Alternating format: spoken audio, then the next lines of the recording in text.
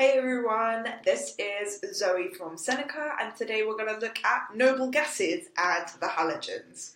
Need to make it clear, as far as I know, up until this point, there's nothing particularly noble about the noble gases.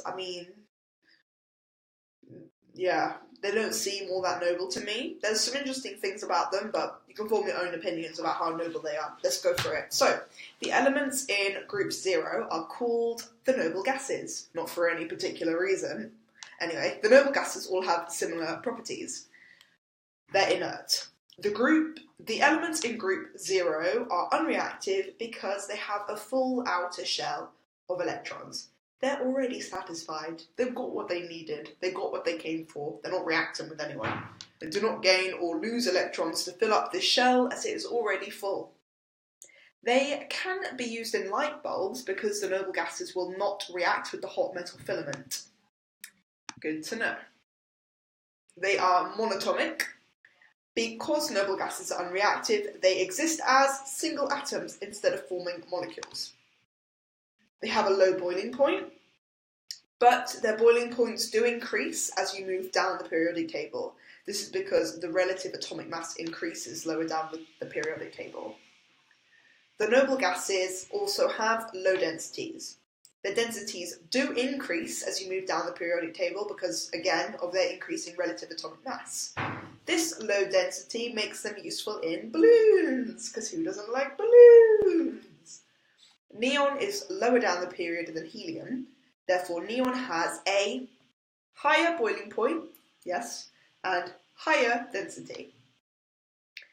Once again, the properties: low density, exist as single atoms or monatomic, inert, that's a great word, I like that one, inert, and low boiling points.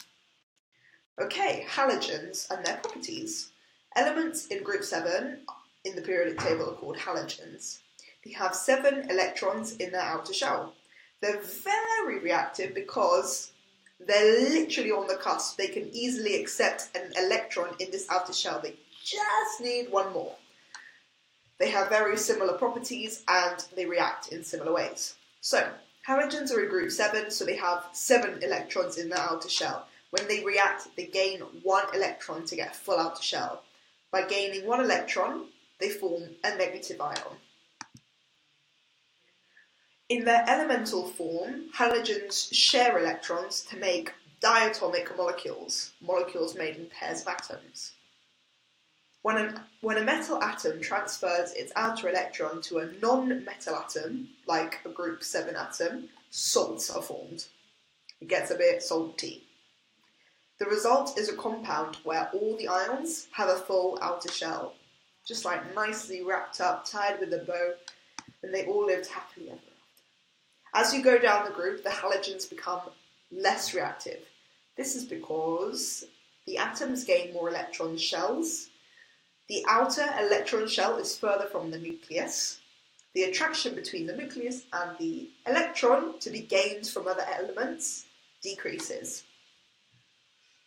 So close yet so far. So, why do halogens become less reactive as you go down the group?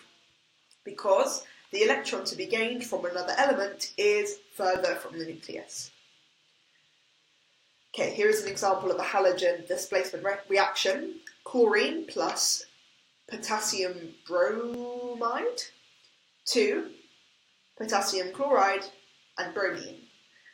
More reactive halogens, those higher up the periodic table, displace less reactive halogens from compounds, which is exactly what happens in that halogen displacement reaction.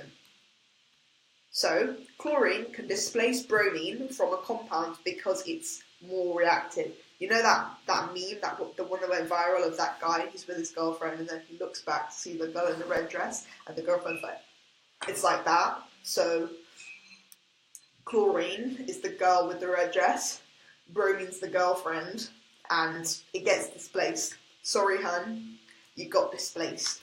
So, properties of noble gases, once again, monatomic, low density, low boiling point, and inert.